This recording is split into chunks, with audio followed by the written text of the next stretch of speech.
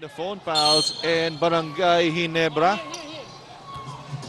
And this time, Asi Taulava will start para dito sa Talk and Text phone pals. A different starting unit also para dito kay Coach John Wichico as Makapagal is starting. But you look at the Talk and Text phone pals, they're going with the guys that really helped them make that, build that lead in the second quarter. Ito si Mac Macardona at saka si Asi Taulava. And you know, doon sa analysis natin kanina. Ayoko nang pag-usapan yun. Masyadong magagaling yung mga yun, ha? Oo nga, sinasabi niya. Big lineup. Ito, big lineup rin to for the phone pals. You have Aliado, Taulava, and Harvey Carey.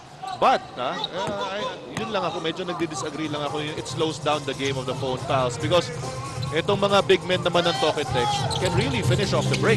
And of course, Asi really worked on that, especially when he was out with the national team. You can see him running up and down the court. Asi realizes if he wants to get cheap points, especially with the new rules, yes, that's the way to get easy points. Out-sprint your opponent to the basket. You know, nakikita na nga natin adjustment ng mga teams with these new rules. Bihira na lang natin nakikita talaga yung mga half-court sets, no? Pag kailangan na lang talaga. Otherwise, you see teams off and running, such as Talk and Text phone pals in display. Jimmy Alapag, bang! 3 and 3 para dito kay Mighty Mouse, Jimmy Alapag. You know, if you're defending Jimmy, hindi mo alam kung ano gagawin mo. If you stay up on him on that fast break, he's gonna blow by you and give an assist. Pag hindi mo naman i-respeto yung 3-point shot, titirahan ka, parang ganun. Bawi naman itong si Sunday Salvacion with a TF press. So talagang tit for tat. Itong dalawang teams na to. Cardona. Ang ganda naman ng pick and roll play between Cardona and Don Aliado. Textbook pick and roll. Richard, kung kanina nakita natin yung connection ng Warrior connection, yun naman, mga Archer connection. Yan. At ito, niyakap na ni Mac Macardona itong si Mark Macapagal as he was cutting towards the basket. Unang foul lamang yan para kay Mac Macardona. Ito, I love you. Dito ka lang. Ayoko sa'yo. Another miss para sa Barangay Ginebra. Lead pass to Asi Taulava. But good defense on the part of Billy Mamaril. Counter fast break para sa Barangay Ginebra. No-look pass to Sunday Salvacion. Good strong finish on the part of Sunday Salvacion. Hit that three-pointer just a while back. That time around challenging the defense of Don Aliado. Here's Jimmy Alapag. Jimmy Alapag. Almost the same play that they ran yung Ginebra runs for Pollard Tadi. And the rebound goes to Don Aliado. And as you said, noon na halftime break, ito yung stat na kontrolado ng Talk and Text phone pals, rebounding. And they got killed in Dumaguete, especially in the offensive boards. They only had 14 as to 24. Let me double check that. Pero sa larong ito, Richard, doon naman sila bumabawi dito sa Barangay Ginebra. And they should, because they're a much bigger team. And you look at the lineup that they have, a lot of rebounders on the floor para dito sa Talk and Text. As he completes that play, meron pang foul.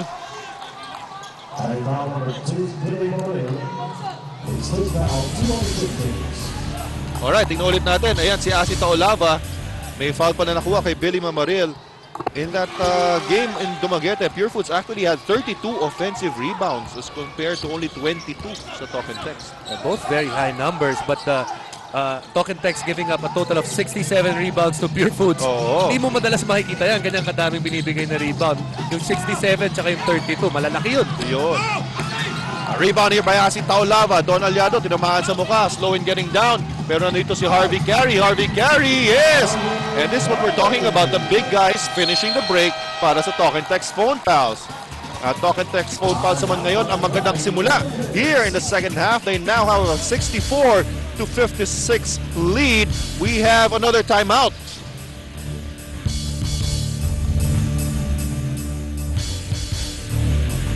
Inside a big dome, enjoying this ball game. Isa, mahihain pa. And of course, bakit naman kayo hindi mag-enjoy? Talk and Text at Barangay Ginebra. Ngayon naman, punta muna natin si Ms. Peaches Aberin with a report about Mac Cardona and his fans. Ay, dati na-report ko na madaming fans ang Talk and Text because ang mga players nila turing mga kaibigan ang fans nila. This is especially true for Mac Macardona, who has ended up good friends with some of his fans. In fact, usually daw after na game, nagmumerienda sila or nagkakape. And syempre, si Mac ang nanglilibre. Tingnan nyo naman talaga ang nagagawa ng mga fans para sa kanilang mga PBA idols. Kaya na lang iba ang pagsasalamat ng mga players na to. Richard? Si Mac nanlilibre. Ewan ko lang ha. Pero malamang nga. Papadouble check natin yan ha, para sigurado tayo. Baka naman sinabi lang niya yun. Tanungin nga natin yung fans. Okay, speaking of Mac, eto na si Mac. Binigay kay Asi Taolava. Taolava too strong. Donald Yalo is there for the putback. Second chance points again coming para dito sa Talk and Text. Kanina nakita natin, binanggit mo na nga, offensive rebound na naman na nakita natin. Here's a handoff to Sunday Salvacion. Artadi kicks it out. Makapagal shoots a three. This time it's short. And the ball will stay with Barangay Ginebra. Gilbert Lau papasok na ulit para dito kay Billy Mamaril.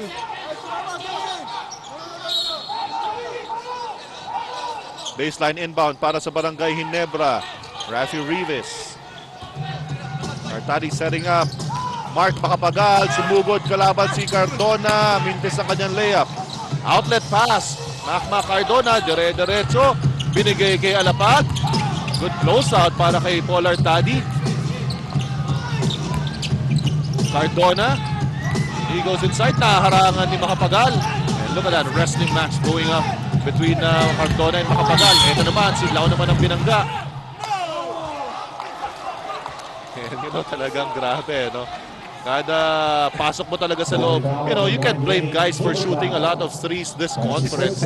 Every time na sumubok kang pumasok na sa loob, bibili ang medalya. Oo. Pero mapapabilib ka dito kay Mac dahil hindi naman kalakihan ng katawan, pero willing talaga siya i-sacrifice yung katawan niya just to score 2 points. Yes, that's correct. Meron pa 9 seconds shot clock dito ng Talk and Text. Jimmy Alapag, fade away, Mintis. Paul Artadi, nagmamadali na naman. Paul Artadi, binigay kay Makapagal. Makapagal, back to Artadi. They lose the leather. Fast break play para sa Talk and Text. Naku, yung bounce pass. Nag-alangan si Harvey Carey at si Mac Cardona. Kanino mo ba pinapasa yan?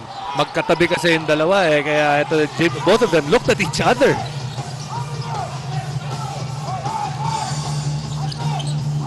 Rafi Rivas. To Paul Artadi. Artadi to Makapagal. Makapagal shoots a three. Short again. Long rebound.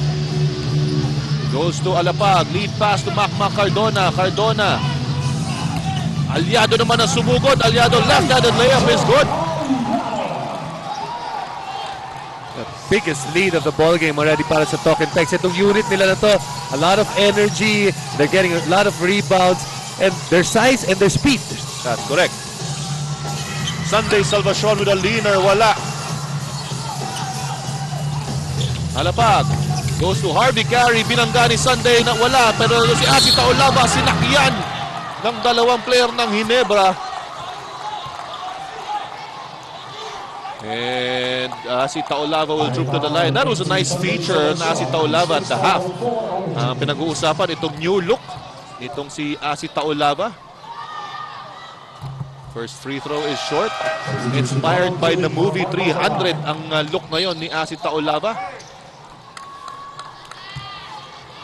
Mukhang bootleg yung nakuha niya dahil hindi masyadong yung sa 300 mas maganda rin ang konti. Buti nga hindi niya inidol sa Lord of the Rings. Mas mahirap kayahin yun. Kay Gandalf? Si Gollum. Si Gollum? Oh. Alright, may 30-second timeout na tinawag dito ang Barangay Ginebra Gin Kings. Dahil nga, sinabi mo nga, Jason, ito na yung biggest lead ng Talk and Text phone pals. And Coach John Mochico will need to talk things over with his troops habang maaga pa. Dahil ayaw nilang mapag-iwanan where we're approaching the halfway mark nitong ating third quarter. They're only down by 1 at the half. Pero biglang nagkaroon nga ng onslaught. Ito, led by this guy, Captain Hook, Mac Cardona. Kanina nga, meron tayong mamaya, papakita natin. Meron kasi tayong mga basketbalita, pero mamaya na natin yan pag-uusapan. Dahil dahil Ito, start na ulit ng ating ball game. Polar Taddy from the elbow. Paul Artadi really giving a good account of himself. Pang 10 puntos niya na yan. Meron siya 5 rebound, 4 na assist. Really keeping JJ Helterbrand on the bench. JJ Helterbrand actually only has 1 point sa larong ito. Ito si Cardona, pasa sa ilalim kay Asi Taolava. And Asi Taolava will once again troop to the line. Gilbert Lau ang tinawagan. Pang-4 na yan, ito si Gilbert Lau.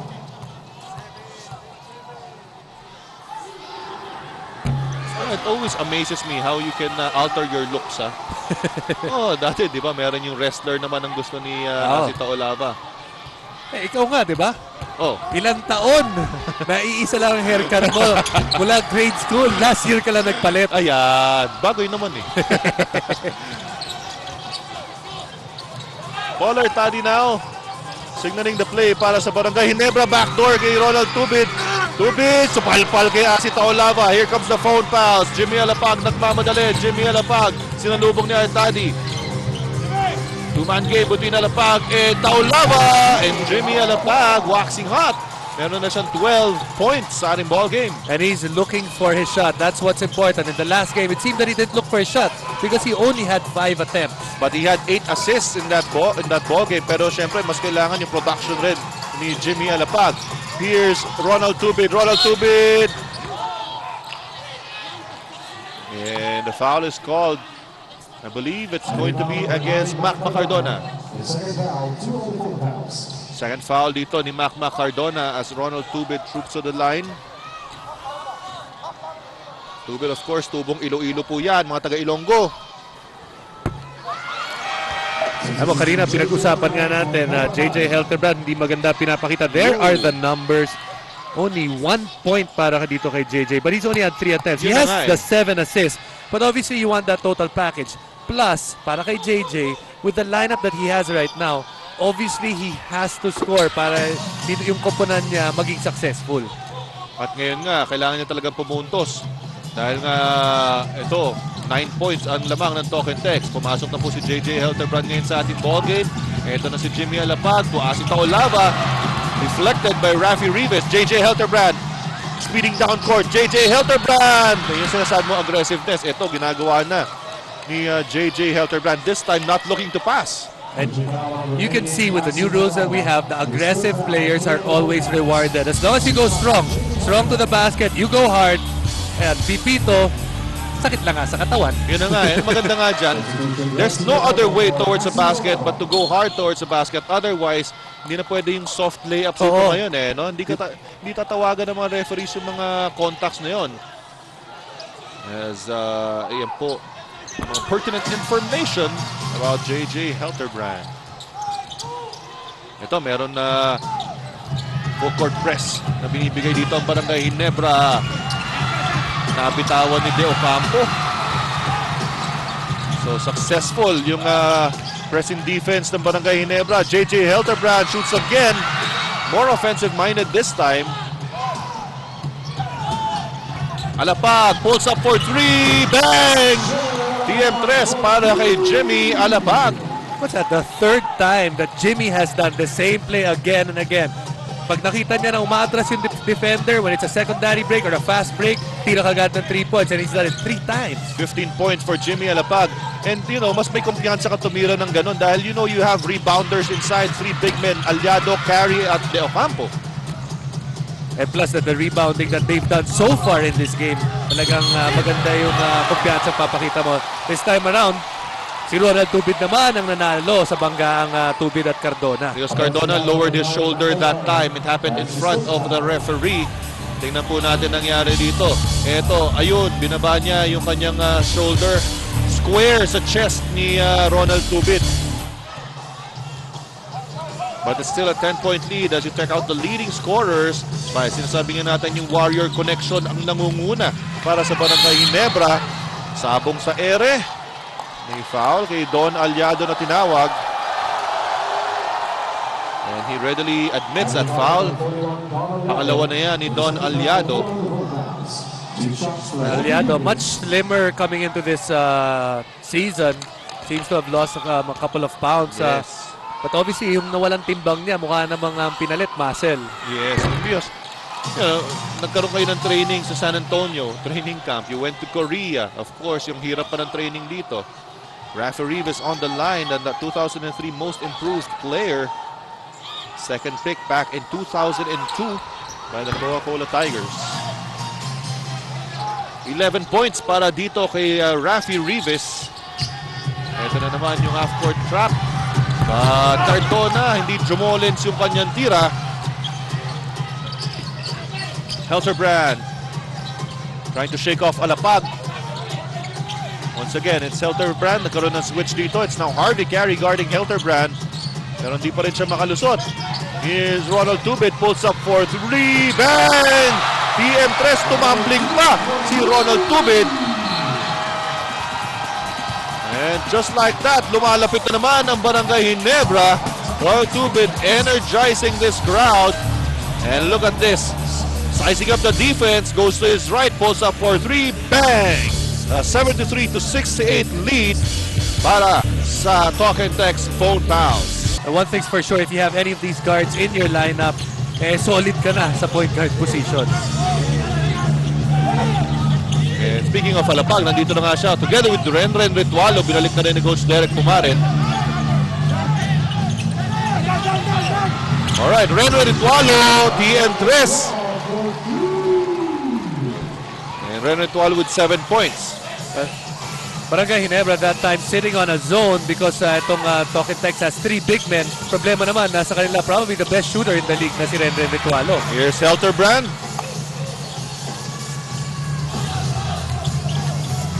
Renren Ritualo, streak shooter po ito. Nagpintis lang. Here's JJ Helterbrand. Helterbrand speeding up.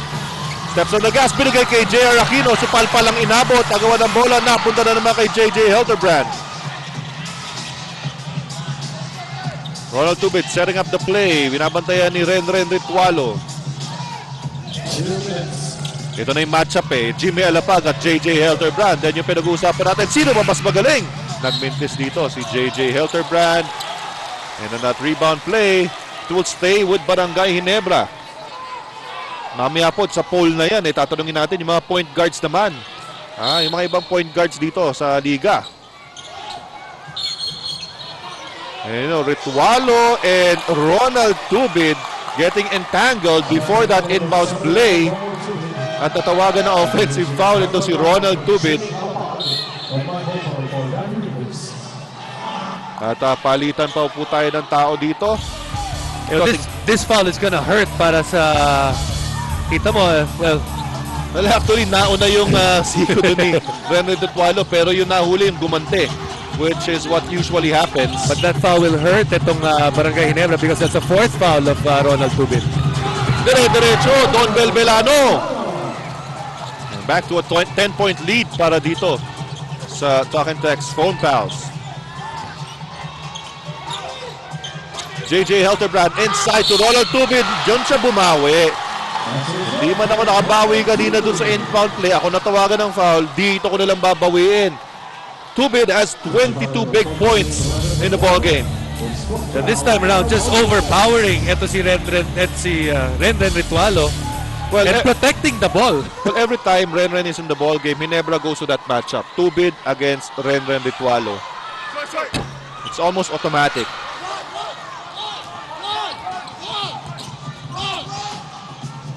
Jay Washington, Ritualo. They swing the ball to Harvey Carey looking for Belano. A weak pass, almost intercepted. Ito na ngayon si Harvey Carey, dire-diretso, natapigan ng bola. He loses the leather.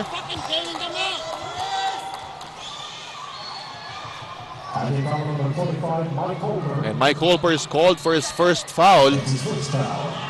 So 2 shots dito para kay Harvey Carey.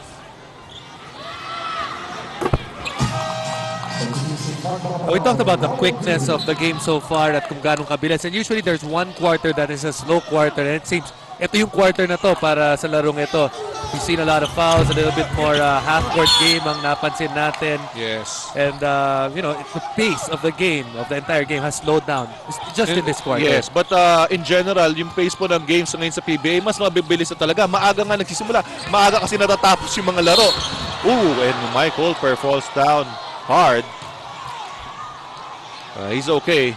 Yeah, marami ang nagsasabi, ba't ang aga? Tapos lang agad. Eh, talaga maaga po ngayon ang pace ng ball game. Tingnan natin yung nangyari dito. Ito yung saksak ni Mike Holper. Foul by Yancy De Ocampo. Very obvious.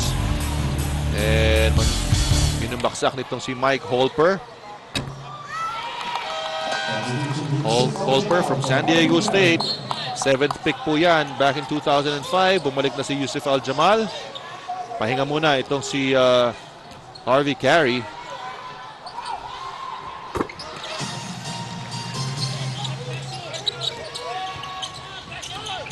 Here's a trap by Barangay Ginebra. Naitawid naman ng Talk and Text phone fouls. Ritualo from the corner. Hindi pa niya talaga nakikita yung stroke niya, no? Yung rhythm niya. Here's Helterbrand.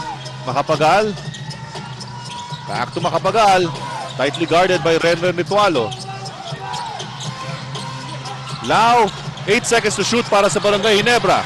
Tinignan ni Helterbrand yung clock. He fires. Mintes. And rebound battle. Agawan ng bola. J.R. Aquino nasa baseline na raw. So out of bounds na. Bola babalik sa Talk and Text phone fouls.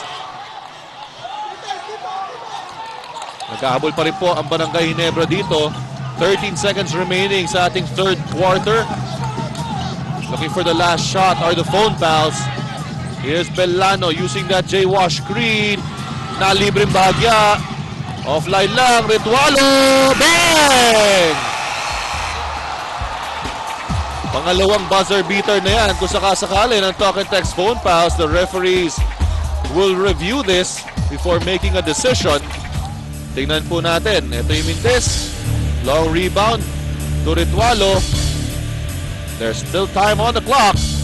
So, that is a TM3 para dito kay Renren Ritualo. What a way to end the quarter.